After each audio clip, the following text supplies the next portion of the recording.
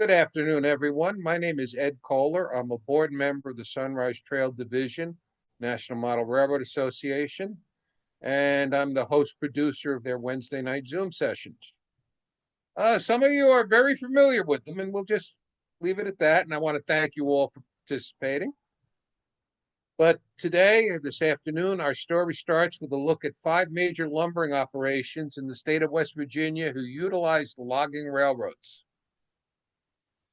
The Elk River Coal and Lumber Company, later the W.M. Ritter Company, and finally the Georgia Pacific Company, located in Swandale, West Virginia, is our first stop.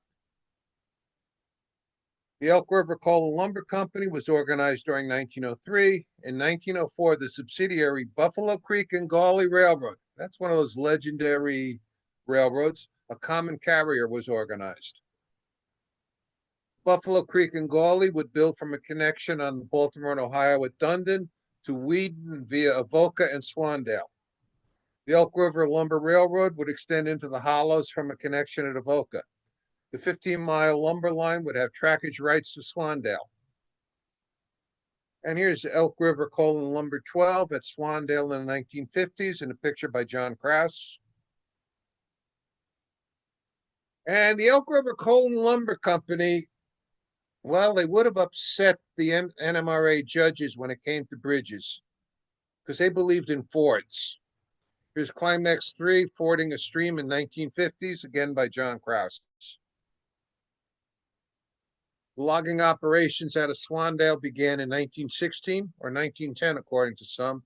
The logging operation continued into 1968. The coal mine at Wheaton had been shut down on December 31st, 1963.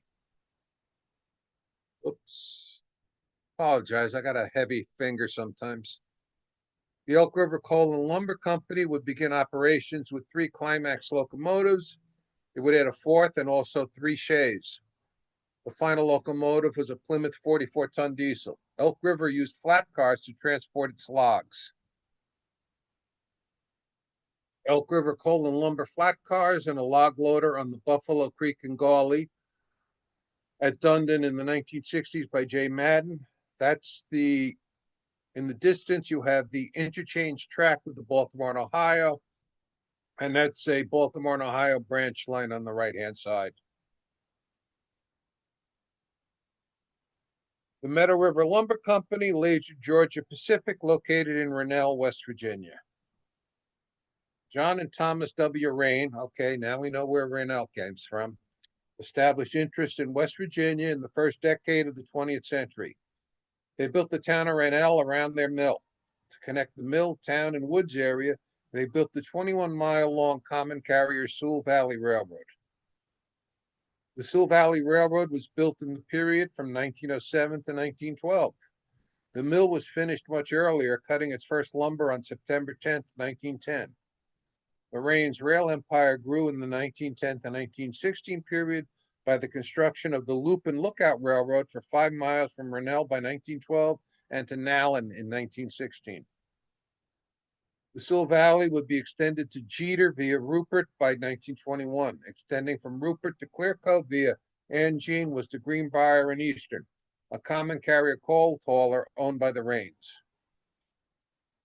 Sewell Valley 36, a low driver Mikado, would later go to the C&O. And even when C&O hands, it didn't get any prettier. Ugly beast, but I bet it hauled like hell. The Meadow River Lumber Company had trackage rights over the Sewell Valley, the Loop and Lookout, and the Greenbrier and Eastern, loading logs at numerous locations along these lines. Meadow River would also develop logging lines above Angene. Coal mine owners along the rail lines were upset about the lumber trains sharing the common carrier tracks. Clearly, they felt the lumber was delaying their coal. They would force a sale of the 3 properties to the Chesapeake and Ohio on July 1st, 1927, but the logging trains still maintained their operating rights. So who won? Probably the Rains, because they got some money out of the deal. The former Loop and Lookout would be extended to Swiss, West Virginia, where it would connect with the New York Central system in 1930. Yes, folks, the New York Central ran to the state of West Virginia. The former 3 lines would be reorganized as the Nicollet Nicholas, Fayette, and Greenbrier in 1931, a joint New York Central C&O operation. Nicholas, Fayette, and Greenbrier, those are the three counties that the railroads ran in. But the Meadow River Lumber Company would continue to retain its trackage rights over these common carrier lines. So much for the coal mine owners getting their just due. Here's Meadow River Lumber 5, the blind side of it at Rennell in September 1955 by J.B. Allen. The Meadow River Lumber Lidgerwood Loader, 1957 by John Krause. Notice the 93-foot upright. We'll talk about this a little bit later. Both Rain brothers passed away before World War II. The company was taken over by their nephew and continued operations, but he stayed with a $2 an hour wage for his workers. The workers struck during 1968 for higher wages. Meadow River sold out to Georgia Pacific when a second strike was announced. The mill shut down for Christmas 1970 and never reopened. The Meadow River Lumber Company during its life would roster 4 3-truck Shay locomotives, 2 2-truck Shay locomotives, 1 3-truck Heisler, 2 70-ton diesel locomotives, and 1 80-ton diesel locomotives. This company used flat cars to move their logs, building many of them in-house.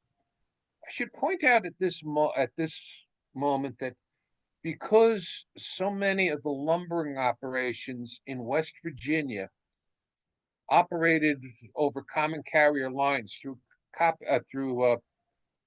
rights, they were required to have air brakes on their cars.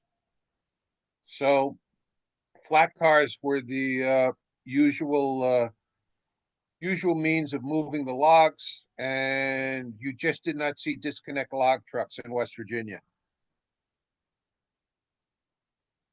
Shay 7 and a log loader at Rennell in September 1963 by W. Warden. The Cherry River Boom and Lumber Company, later W.M. Ritter, and then Georgia Pacific, located in Richwood, West Virginia. The West Virginia and Pittsburgh Railroad's tracks, they were a common carrier, reached Richwood, West Virginia in 1899, the same year that the WV&P's railroad assets were merged into the Baltimore and Ohio after having been leased since 1890. The Cherry River Boom and Lumber Company contracted with the Baltimore and Ohio in August 1900 for the rights to run log trains over the former West Virginia and Pennsylvania tracks, to receive a guaranteed rate on lumber to Philadelphia, and for the larger company to supply rails to the lumber firm. Interesting set of conditions. The Cherry River Boom and Lumber was obligated to construct a mill in Richwood to process the lumber and ship 50 million board feet of lumber over the B&O each year. In 1907, the West Virginia and Pittsburgh deeded 135,000 acres of timberland to the Scranton, Pennsylvania-based Cherry River Boom and Lumber Company. This tract was added to the 40,000 acres the lumber company already owned. Eventually, 200,000 acres would be owned. By 1917, Cherry River had 142 miles of track in 2 segments. Richwood to Blizzard Run with an end-on connection to the West Virginia and Pennsylvania, and further up the West Virginia, Pennsylvania, a line out into the woods from near Cowan to above Jerryville. The Richwood Mill had a capacity of 175,000 board feet per day. Power the trains on this vast empire, there were 9 rod locomotives, 10 Shay geared locomotives, 4 log loaders, a host of flat cars and hopper cars. The hopper cars were for online coal mines operated by Cherry River. The company also operated a number of rail buses to get their workers to the job sites. Unlike most logging firms, Cherry River did not set up camps in the woods for their workers. They provided commutation trains for them. Cherry River Boom and Lumber 3, a 282 ex-Sewell Valley locomotive. It's still ugly. The big guy, originally Mobile and Gulf 482, it was also a 282. Cherry River's Woodhicks commuted from town on a fleet of rail buses like the D4 seen here. Cherry River's Shea number 4 in 1949, already sold to another owner. Cherry River Boom and Lumber Shea 7 in Richwood, August 1956, by Tom Lawson. Cherry River number 7 out in the woods in July 1956 by W.E. Warden. In 1956, the Cherry River Boom and Lumber Company dieselized using 3 70-ton General Electric locomotives. In 1960, the operation was sold to the W.M. Ritter Company, which was then merged into Georgia Pacific. The railroad was shut down. Logging continues in the Richwood area. The mill is still cutting lumber for Georgia Pacific. Logs and lumber are now transported by trucks. Eli Thomas Lumber Company in Fenwick, West Virginia. In Nicholas County, West Virginia, the town of Fenwick lies about 3 miles west of Richwood. Around 1927 or 1928, the Eakins Lumber Company took over what may have been the holdings of the Fenwick Lumber Company. Eakins would build approximately 40 miles of track in the woods connecting to the Baltimore and Ohio's former West Virginia and Pittsburgh line. The line would operate at least 2 Shea locomotives until circa 1938 when they would sell out. Ralph Eli and Wellington Bull Thomas, love that nickname, would purchase the Eakins holdings in 1938. They felt that the 6 to 7 million board feet of hardwood timber in the woods would justify the acquisition. And so the Eli Thomas Lumber Company was established. Eli Thomas would continue to operate the 40 miles of standard gauge track out of Fenwick. They would add an even longer isolated 3-foot gauge line out of Jetsville that connected to an industrial spur of the Baltimore and Ohio in 1947. The 3-foot line was operated with a pair of 2-truck Shays and a 2-truck Climax. There was also a 4-wheel Brookville diesel mechanical locomotive. The logs traveled on skeleton flat cars, each of which had rails for a Barnhart log loader. These logs were transferred to standard gauge cars at Jetsville. The standard gauge line was operated with a fleet of 3 Shays, all of the 3-truck variety. There was also a 4-wheel Brookville diesel mechanical. The logs rode on flat cars, which had rails for a Barnhart log loader. The number of Barnhart log loaders owned by Eli Thomas is unknown. I've got the builder's list for Barnhart log loaders, but since Eli Thomas bought everything used, they don't show up. Eli Thomas Standard Gauge 2 switching in Fenwick, 1956 by John Krause. And Standard Gauge 3 in Fenwick, June 1949 by R.J. Cook. Eli Thomas Narrow Gauge Shea 5 in Jetsville, May 1955 by R.J. Cook. Eli Thomas Narrow Gauge Climax 7 in Fenwick, June 1953 by H.K. Bollrath. The narrow gauge trackage out of Jetsville was damaged by floods during 1955. It was never reopened. At about the same time, Eli Thomas shut down the standard gauge Woods line. Thereafter, Shays 2 and 3 would only switch the mill trackage in Fenwick. A diesel mechanical locomotive would be acquired during 1965, retiring the last Shea in Fenwick. The mill itself would shut down circa 1967. 5 of Eli Thomas's locomotives would survive into preservation. Standard gauge Shea 1 was scrapped in March 1942. Standard gauge Shea 2 is on display in the Railroad Museum of Pennsylvania, Strasburg, Pennsylvania. Standard gauge Shea 3 is on display at the Pennsylvania State Museum of Lumbering in Denton Hill, Pennsylvania. Narrow gauge Shea 5 is at the National Railroad Museum in Green Bay, Wisconsin. Narrow gauge Shea 6 is at the Pine Creek Railroad in Farmingdale, New Jersey, where it's operational. The narrow gauge Climax 7 is on display in the Pisgah National Forest, Brevard, North Carolina. Here's the number 2 in Strasburg. It's got a phony lettering on its tender, though.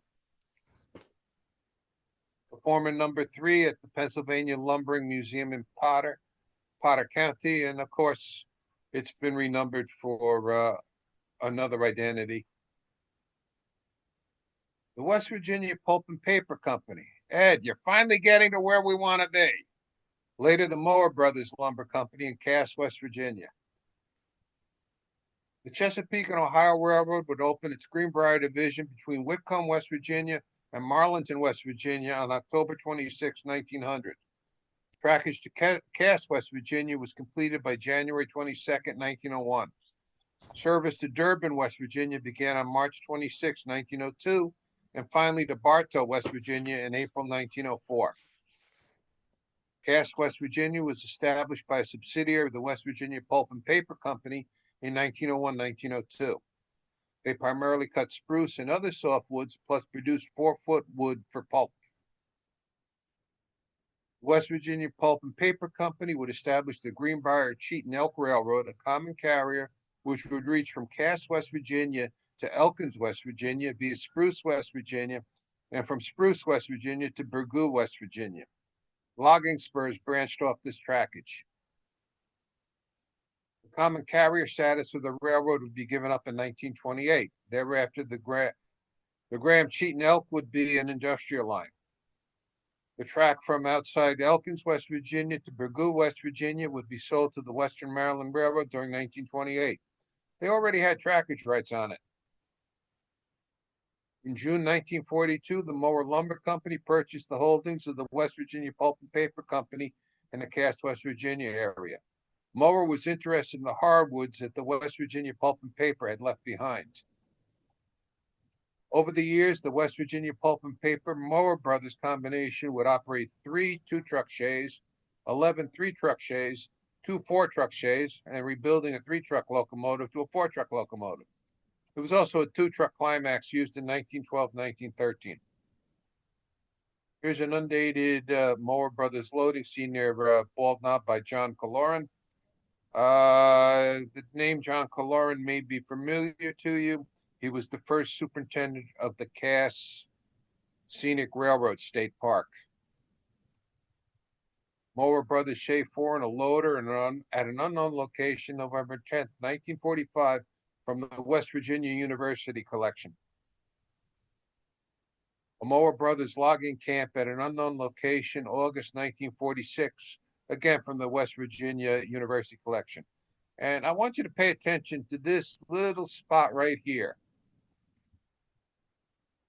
Here's an enlargement of that area. It shows the end of a Mower Brothers 4-car logging camp train. Mower's operation wound down to a close as of July 1st, 1960. The Mower Lumber Company would be sold to the W.R. Grace Company, who basically walked away from the operation, selling the railroad to the Midwest Raleigh Company for scrap. And we're finally getting to our subject. The introduction is over. The Cass Scenic Railroad, a quick look at the trains. But as you find out, the introduction talks a lot about where the equipment came from. The trains are quite attention-getting and well worth the ride if you get a chance to get down there.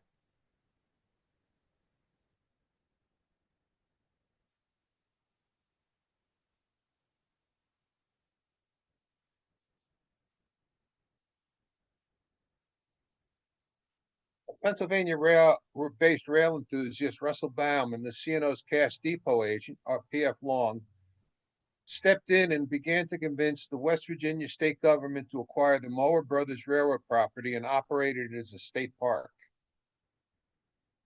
On March 7th, 1961, the legislature of the state of West Virginia passed a resolution to acquire part of the former Mower Brothers property and create the Cass Scenic Railroad State Park. The ceremony at Cass on April 23, 1961 marked the formal opening of the new state park. The first Cass Scenic Railroad train to Whitaker, 3.8 miles, would run on June 16, 1963. A little over 23,000 persons would ride that first year. The line was extended to Bald Knob, exactly 11 miles, on May 25, 1968. But let's look at the locomotives. Shay number 1 was stored in 1964.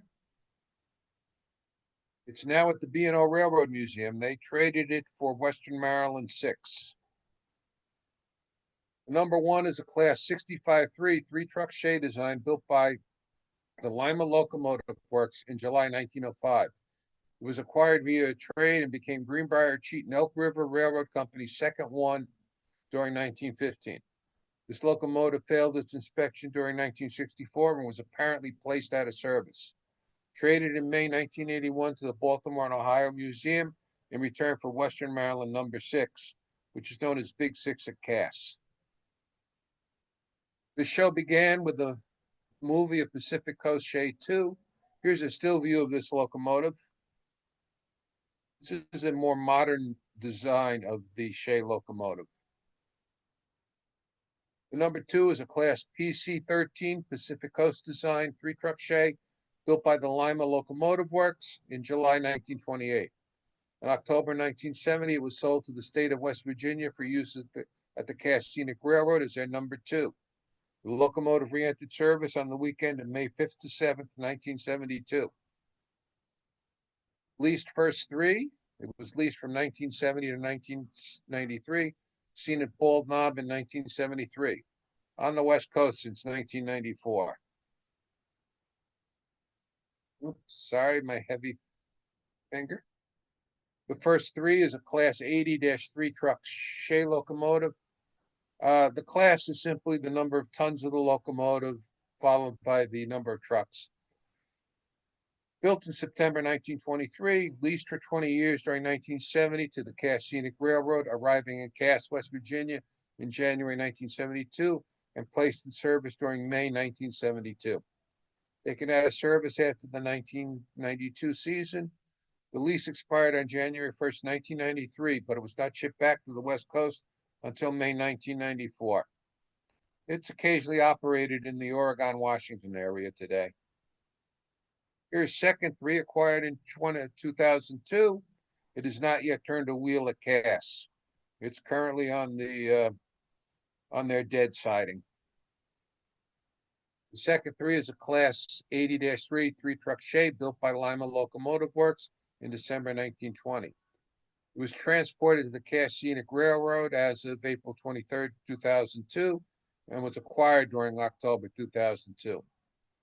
After inspection to determine the work needed to restore this locomotive to operation, listen carefully, it was placed on display at the Cass Depot. This locomotive was subsequently moved to the river siding deadline, where it was last time I looked.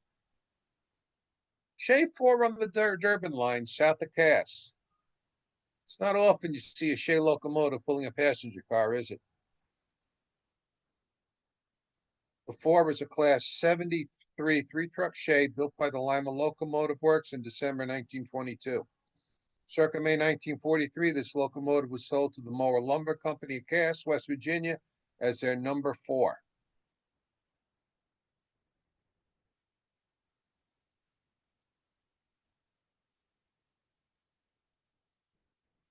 Amazing how quiet the 5 is coming up the Gum Hill curve here.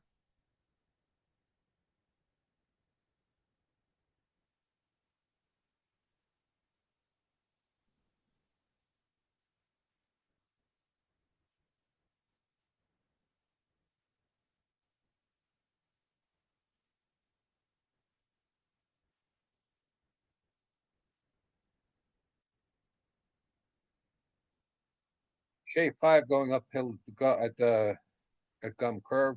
This was the second run by the photo charter operator screamed bloody hell at the locomotive crew for not putting out black smoke during the first photo run by. You can see they did a much better job this time. The number 5 is a Class 80 3-ton truck built by the Lima Locomotive Works in November 1905. It was delivered new to the West Virginia Pulp and Paper Company as their 5. It has been at Cass since 1905. It's on its 3rd owner, but it's always been a Cass. Heisler 6 is used out of Durban, West Virginia on the Durban and Greenbrier Valley line.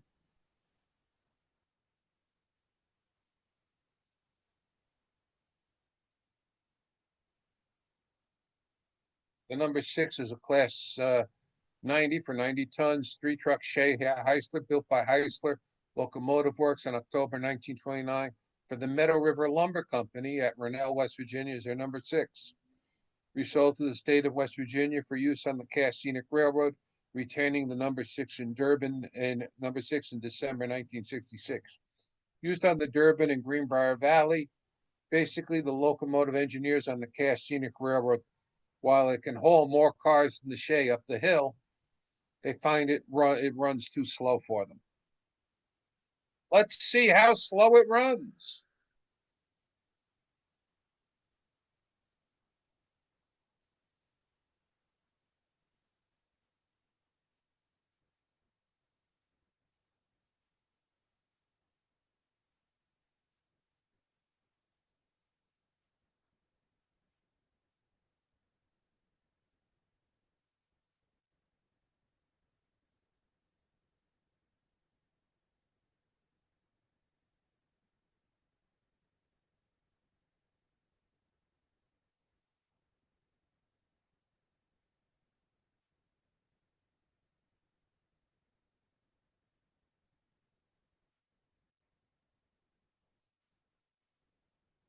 The number 6 at Cass is currently occupied by Western Maryland Shay 6.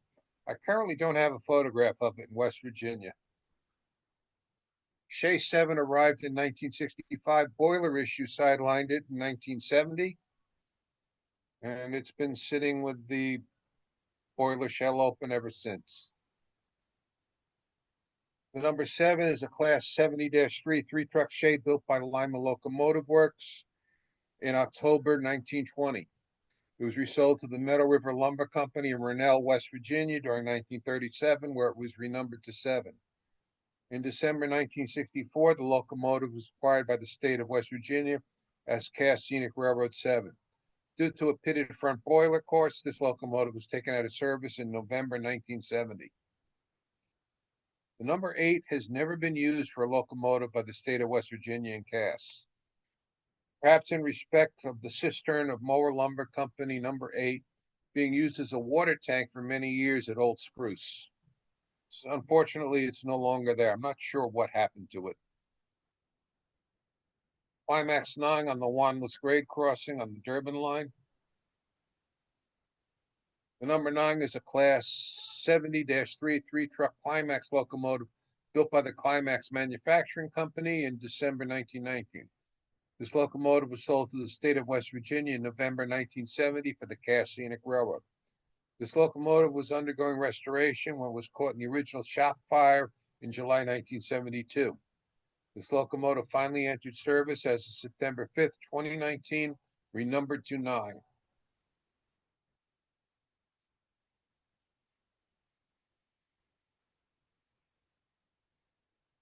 Okay, folks, place your bets on the motor car or the geared locomotive.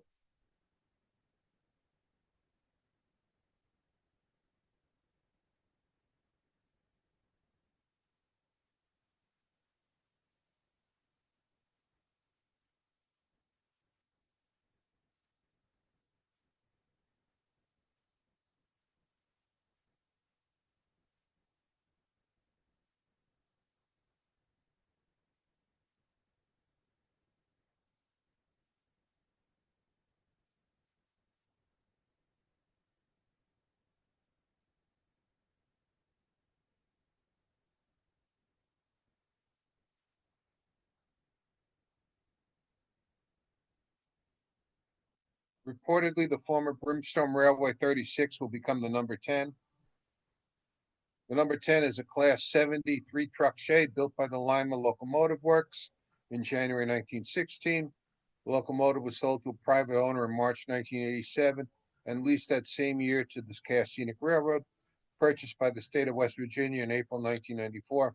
This locomotive has remained stored out of service while at Cass. And Shay number 11 at Bald Knob. Number 11 is a Class 93 truck Shay built by the Lima Locomotive Works in July 1923 for what became the Feather River Railroad in California. This locomotive was sold to the Cass Scenic Railroad and arrived there in a dismantled state in October 1998. This locomotive entered service in West Virginia during 1999. Shop switchers. Every railroad has shop switchers. The Cass Scenic Railroad shops are a modern facility capable of rebodying a passenger car in a few weeks and restoring steam locomotives to operating conditions. As such, it needs a workhorse to move equipment around it and out into the yard. The 20 Little Henry served from 1979 to 1988. That's a 45-ton General Electric locomotive. Number 21, the Circus engine was used 1985 to 1993, 1997 to 2008. It's a General Electric 65-tonner. Cass is the sixth owner of this GE 44-tonner, the 77, which is the current shop switcher at the Cass shops. Let's get into the passenger carrying cars. There are three basic types of passenger cars at the Cass Scenic Railroad. Cinder cars, open platform cars with benches. These have basically become extinct.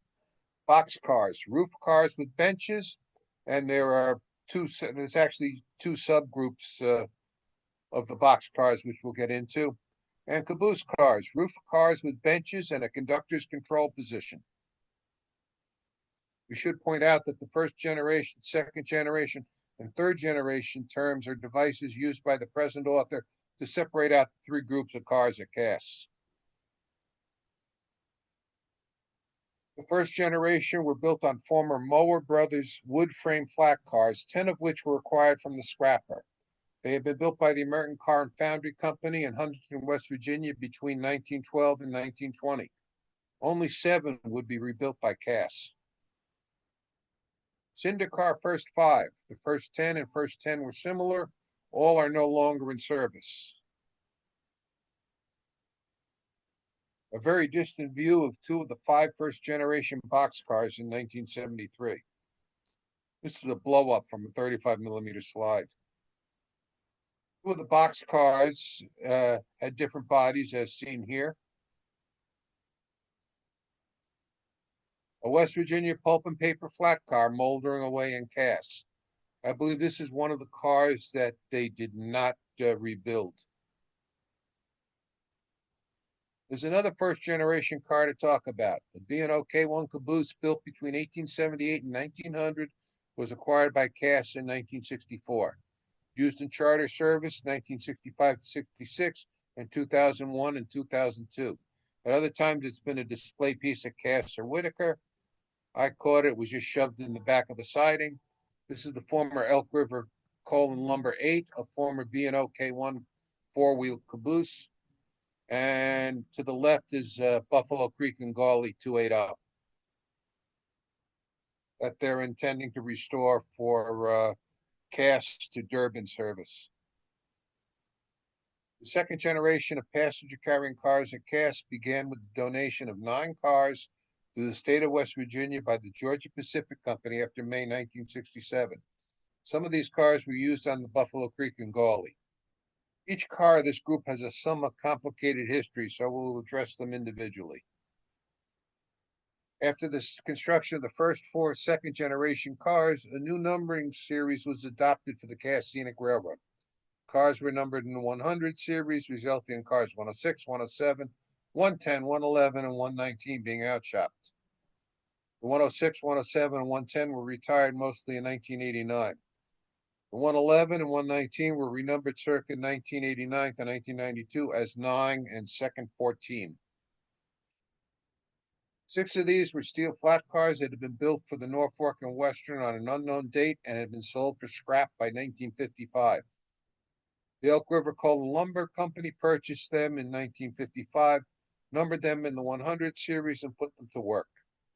Elk River would be taken over by W.M. Ritter Lumber Company during 1958, which was then acquired by the Georgia Pacific Company on January 1st, 1961. The car that became third one was used without a number to carry the American log loader during the 1968 season. This car was first 12 for the 1969 season, rebuilt as a box car for the 1992 season, renumbered to third one. Here's third one in the yard at Cass Shops. It has a rather squat body to it. Third 2 was outshopped in May 1968 as a boxcar, numbered first 13 with drop-down windows and a commentator's position. It was renumbered to third 2 for the 1992 season and received the name Leatherbark Creek. It no longer has the drop-down windows. And here's third 2, the Leatherbark Creek at the Back Mountain grade crossing during 2023. The third 3 was placed in service on the Bald Knob train for the 1968 season as a boxcar with drop-down windows and a restroom, numbered first 14. This car was renumbered to third 3 for the 1992 season and retains its restroom along with the drop-down windows for use in inclement weather. And here's third 3 in the yards at the cast shops. Very functional car, not the fanciest building lines, but a very functional car. Third 4 was rebuilt as a restroom-equipped boxcar for the 1968 season and placed in service on the Bald Knob train with the number first 15. It was renumbered to third 4 for the 1992 season. Okay, the restroom cars is one of the variants of the box cars I alluded to a little bit back. And here's the third 4 restroom equipped boxcar. The next car to be outshopped had the number 106 applied to it. This car was rebuilt to a passenger carrying role, probably as a boxcar with the number 106. On an unknown date, it was taken out of service and stored. In 1995, it was restored as a flat car and placed on display at Whitaker. And now as a flat car, the 106 on display at Whitaker. The sixth car, the former Norfolk and Western flat car group, was converted to a box car for the 1971 season and assigned the number 107. It was retired due to rust issues during 1989 and stored on the North River siding deadline in Cass. And it's not a pretty sight. The 107 on the North River siding deadline. A heavy and large image from a 1973 slide showing a former Norfolk and Western flat. Sorry about the quality. It was an additional flat car in this group. It was originally delivered in 1919 by the USRA to the Hocking Valley, passing through a merger to the C&O in 1916, retired in 1951. It went to a scrapper who resold the car to the Buffalo Creek and Gawley as a work car and went to Cass in February 1972. It was outshopped as a boxcar numbered 110 in May 1972. The 110 was retired in 1989 due to a rusted frame. Now, in my way of thinking, if it had a rusted frame, it probably, you're suspicious about how much it could support. And yet the good folks at the Cass Scenic Railroad have seen fit to put a boiler and a locomotive tank on board on its frame. But notice it's only at one end. The car is still in good enough shape to store a geared locomotive boiler. As part of the second generation, the caboose cars were created. This was an additional variant on the boxcar with a dedicated position for the conductor at the uphill end of the car. As the trains are pushed uphill to both Whitaker and Bald Knob, this is an important operating feature. Two of the caboose cars are the 9 and second 14 and are members of the second generation. Both of these cars originated as Baltimore and Ohio cabooses, which were acquired by the Buffalo Creek and Gawley during 1958, coming to the Cass Scenic in 1970. They were originally outshopped as the 111 and 119 in May 1971 and May 1972, later renumbered to 9 and second 14. Caboose car second 14 at the platform in Cass. Note the plexiglass shield to give protection to the conductor. And this is the conductor's water bottle. And lo and behold, the conductors find these more comfortable to sit on than the little drop-down seats that the Cass shops have put on board. Third generation of passenger carrying cars were built on former Meadow River Lumber Company B series flat cars that had been donated to the state of West Virginia during 1972. These cars would enter service between 1974 and 1991. These cars had originally been built by the Meadow River Lumber Company in the 1936 to 1942 period. Since they're the source of the third generation passenger cars, we should include a Meadow River Lumber Company flat car. This is the B21, which was numbered 11 in the Cass freight car roster. Many of the parts of these cars were acquired from salvage yards. So they're not all 100% new construction. We don't have any pictures, but the cinder cars of the third generation were second 1, second 2, second 4, and second 10. These 4 cars were taken out of service circa 1991, 1992 due to insurance claims by passengers.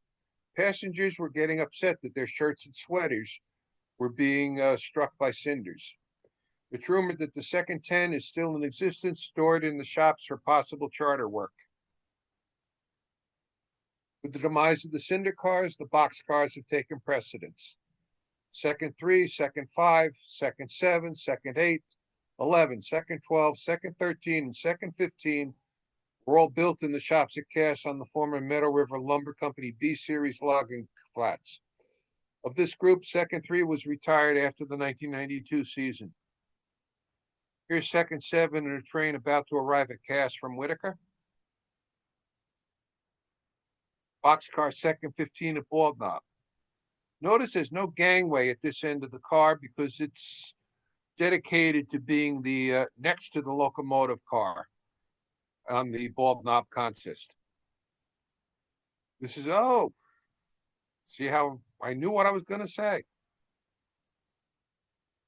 Boxcars second 8 and second 13 were converted circa 1989 to handicapped accessible and restroom cars. Here's this area is the restroom, and here's the wheelchair lift to get handicapped passengers into the car.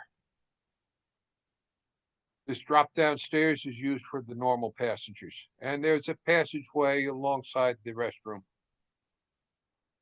Work was started on an additional handicapped accessible and restroom car to be numbered 16. Work on this project was stopped during 1998. As part of the third generation, an additional caboose car was created. As we said, this was an additional variant on the boxcar with a dedicated position for the conductor at the uphill end of the train. I remind you that the trains are pushed uphill to both Whitaker and Bald Knob, so this is an important operating feature. And here's caboose car second 6, seen here passing Whitaker. It's a former Meadow River B series flat car. And you can see the conductor right there, adjacent to the brake wheel. He's getting ready to brake the train once it stops for the water tank just beyond Whitaker. Other rolling stock of interest. I'm sorry if I bored you with all these flat cars, but they is what they is, as people say. The Meadow River Lumber Company, located in Rennell, West Virginia, constructed 30 steel flat cars identified as B1 to B30 between 1936 and 1942. 22 of these cars, which were probably the only survivors, were donated to Cass in May 1972. A number of these cars became the basis for the second generation of passenger carrying cars. Others remain as flat cars. Meadow River Lumber B30 is nominally Cass 22. And if you look carefully, there's the Meadow River number 30. And here on the side is the Cass Scenic Railway number 22. Notice the rails along the sides of the former Meadow River Lumber Company flat car. These would be used by the Barnhart and American log loaders to move from car to car. Log loaders were a type of crane that rode along the top of the flat cars, lifting the logs from the ground onto the car that they had just passed over. They were as important as lumbering as were geared steam locomotives. The classic steam-powered Barnhart log loader, built circa 1910, seen in the Cass station area on a flat car. It has not been restored and is no longer operational, as I understand. A modernized and dieselized log loader for American Hoist and Derrick. This was originally a steam-operated vehicle. This log loader was built in 1912, 1916, and was rebuilt as diesel in 1945. Lidgerwood loaders, which you saw a picture of earlier, were actually a large motorized winch which, using a 96-foot pole for additional leverage, could drag logs from where they were cut to a loading bank near the tracks. A Lidgerwood loader on display at Whitaker, also called a steam skidder. This is the hoisting engine right here, the boiler that supplied the steam power to the hoisting engine, and part of the winch assembly. Using the 1902-1904 built log flats from the West Virginia Pulp and Paper Company, starting in the early 1940s, Mower built 4-car camp trains. Each train consisted of 2 dormitory cars, 1 cook car, and 1 lobby car. Each dormitory car would sleep 8 of the wood hicks. The cook car would have a kitchen, dining space, and quarters for the cook. The lobby car would have showers, and for the crew foreman, a workspace and quarters. All the cars were apparently identical, with the cook car and the lobby car having a 55-gallon drum on their roofs for water supply. Mower Lumber 419 is the only survivor of the original camp cars. The numberless recreation of 1993 has suffered from frame deterioration. From April 1972 until October 1992, shays number 2 and 3 burned oil. From August 1999 to the end of the 2000 season, shay number 11 also used oil fuel. To provide a fueling point for these locomotives, tank car 220 was set out on the gas station house track. And here's the 220 standing by for a visit from the 2 or 3 in 1973. In the background is one of 2 now scrapped Chesapeake and Ohio restaurant cars, which served as the only food service facility within 20 miles of Cass back in the early 1970s. Durban and Greenbrier Valley 3 is stored at Cass since 2016. It's a two-truck climax. Cass has a high rail vehicle. This 1996 Ford Bronco was acquired in 2017 or 2018 period. Train operation. During the lumbering era, trains were limited to 12 flat cars of logs downhill and 12 empty cars uphill. On passenger train operation, the shay locomotives are limited to 5 passenger carrying cars. The Climax locomotive is limited to 6 passenger carrying cars. The Heisler locomotive is limited to 7 passenger carrying cars, and I misspoke earlier, I'm sorry, but it's considered too slow for use on the mountain. The Whitaker train is usually 3 to 4 cars. The Bald Knob train is usually 5 cars. Each of these trains will have a caboose car on one end and a restroom car in the consist, but the restroom cars are removed from service when the temperature is below 40 degrees Fahrenheit. Okay, you put up with me for a while here. You deserve a ride. But we're going to make it quick. Here's the Lines logo.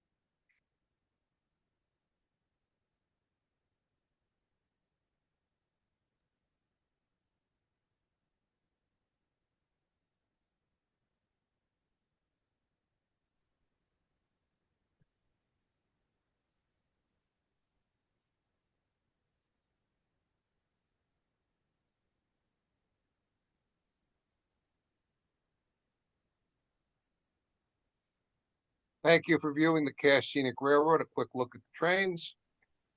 And if you have any questions or constructive comments, I'm going to stop the show and if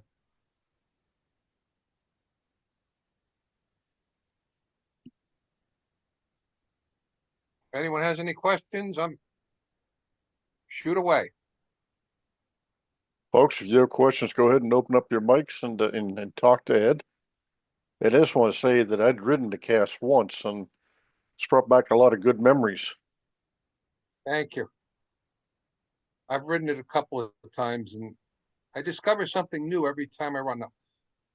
Okay, I forgot to mention something that might intrigue you about gas.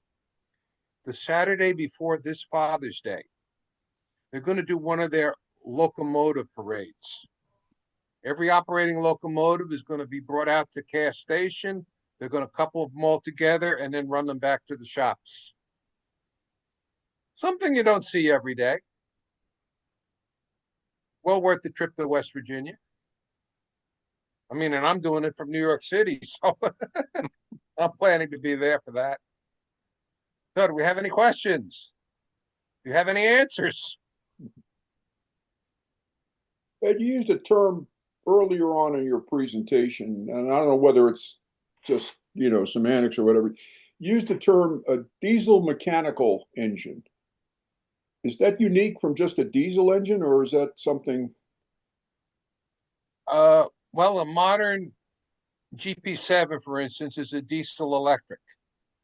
The diesel powers a generator, which provides electricity for Oh, traction. okay, so you mean that the drive is not electric? The drive is not electric. The diesel is basically connected to a transmission that then powers the axles. Okay.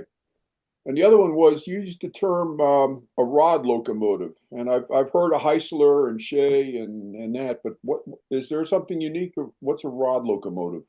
That's every other steam locomotive that the cylinders transmit the power to the axles by rods. Okay, Your traditional steam locomotive, if you will. got it. Okay, thanks.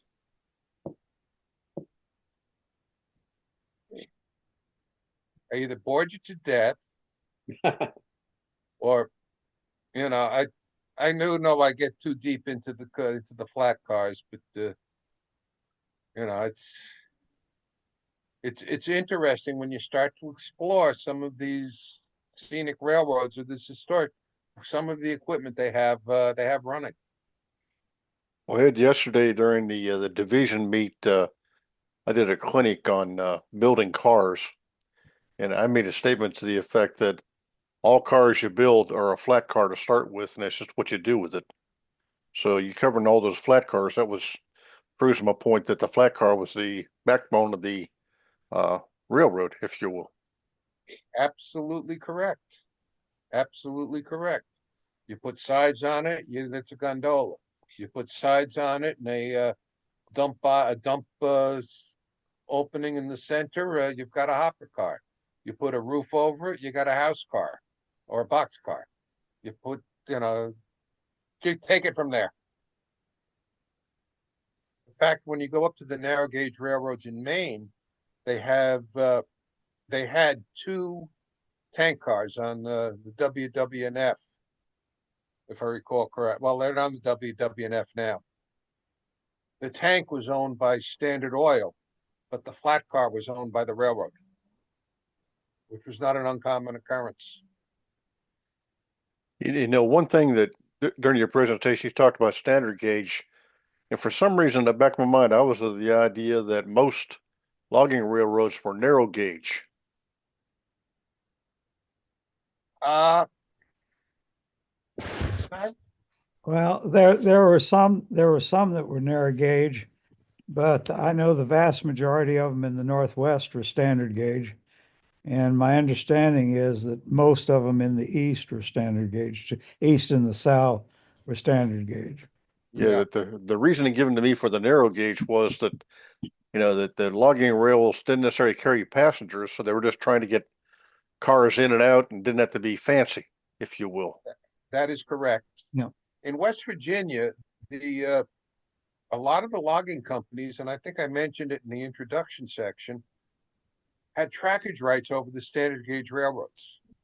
So that necessitated that they met the Railroad Appliance Act of 1906, which meant they had to have air brakes and automatic couplers, and that basically said you had to use flat cars instead of disconnect log trucks. I think disconnect log trucks and some are basically a Pacific Northwest or West Coast type of thing, and mostly on railroads that didn't have trackage rights over common carriers, because Yeah. they would never pass the Railroad Appliance Act rules. Yeah, that is the case, Ed, is that that's the basic, that's mostly where you find it, is either in the Pacific Northwest or California, particularly in Northern California. Is fine. And uh, the um, you know, those were uh, you're right. There are also equipment that, for the most part, there was no way you could make them legit to run over an actual railroad. And so it was restricted there. But you know, it's amazing the things that you will see on logging railroads that you wouldn't believe could operate on a railroad, but they made it work, and it's all over the country. You'll find lots of innovation, shall we say, and it's kind of neat to see that Cass is in a different use for the cars, but basically is really continuing kind of that trend for that kind of railroad. Well, that was Yes, sort of an extension of improvise, adapt, and overcome, wasn't it? Yeah, pretty pretty much. much. Yeah. Yeah. Now, if you really want to see some oddballs, Google logging pictures of logging locomotives in New Zealand.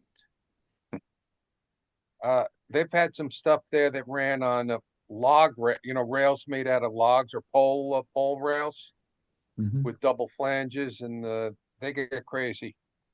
Yeah. They get crazy. But it's basically, I think there was a logger down in South Carolina that had a locomotive that was basically built out of an old American LaFrance fire truck. Uh, Yep. it boggles the imagination. Well, I've seen some photos of logging uh, uh, locomotives up in Michigan that were doing the same thing you're talking about in New Zealand, basically running on logs. And they were actually using up there on one of the ones I've seen a climax that had basically wheels that could go run on the logs. They didn't need rails. Yeah, yeah, it's unbelievable when you start to explore logging. Yeah. Well, I hope all of you enjoyed this. I hope I didn't waste any of your time. I'll be back. I forget what the date is, Ernie. I'll let you know. We're going to delve into the world of narrow gauge railroads, and because Ernie and I couldn't figure out when to start, we sort of got about a 6-part history of narrow gauge railroads. It. I hope it'll be interesting to you. Mm, I got a question. sure. What's the current state of affairs with Cass? As best I know, they're running well. Great. In fact, like I said, the Saturday before this Father's Day, Ah, they're running a locomotive parade, and it's free. great. Now, the train ride later that afternoon is something like $85 and only goes to Whitaker. But the way I figured I'd go there, take my pictures, and because I got to be home for Father's Day, and the distance to Cass is such that I probably want to drive down the day before. I'm planning on driving down the day before.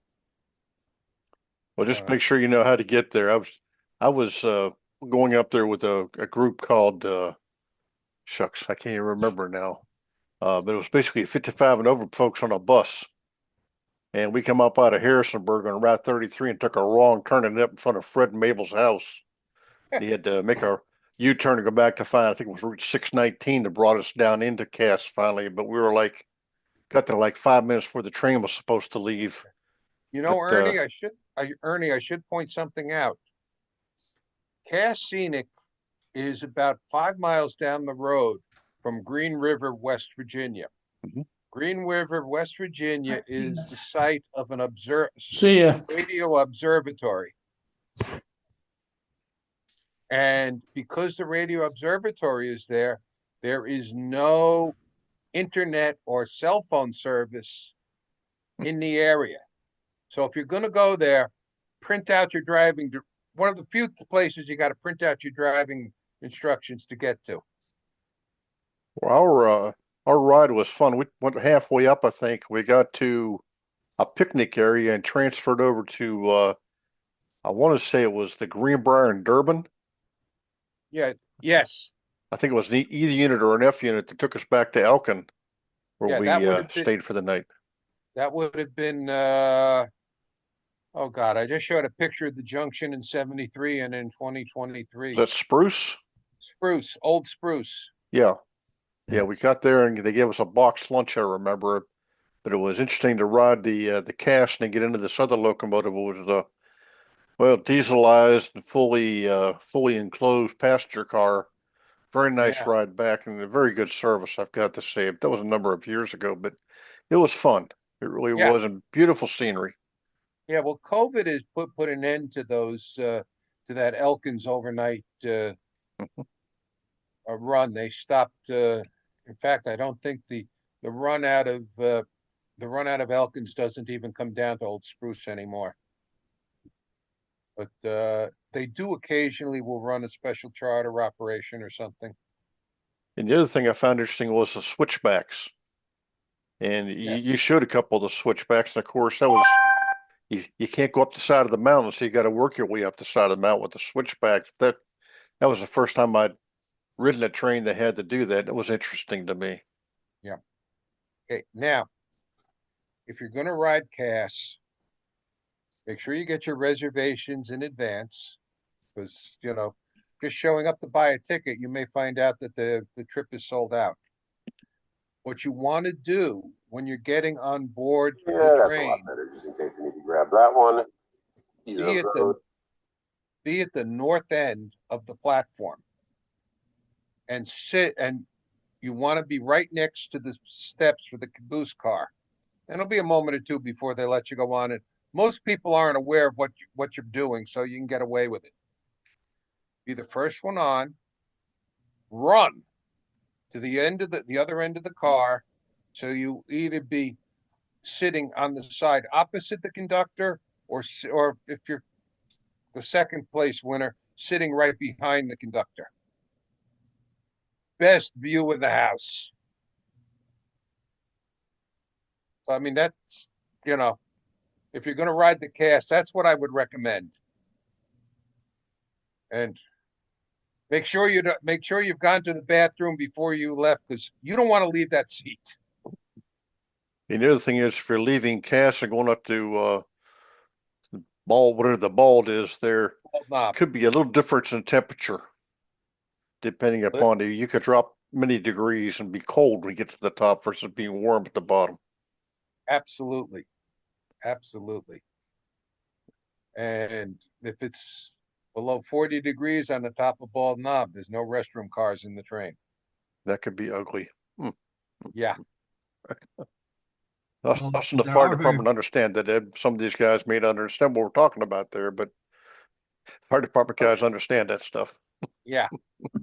There are some very primitive restrooms up there at the top of Bald Knob. Yep. Yeah. They're called Very true, outhouses. Yes. Well, shucks, my grandmother had one of those. That's all she had. She didn't have any indoor plumbing. It was all out there. And Yeah. wintertime, you didn't waste any time. I know that porcelain seat was cold. Well, the problem is that there's no running water at the top of Bald Knob, and to pipe it in would be a problem. And to keep it running year round would be a problem. So, you know, it is what it is. And then, Absolutely. and by the way, they do operate into November, and the scenery can be absolutely beautiful. If you look at the picture behind me, that was taken in November, and you know, it's wonderful scenery, wonderful smoke. They don't use that car regularly, but Yeah. it's all good.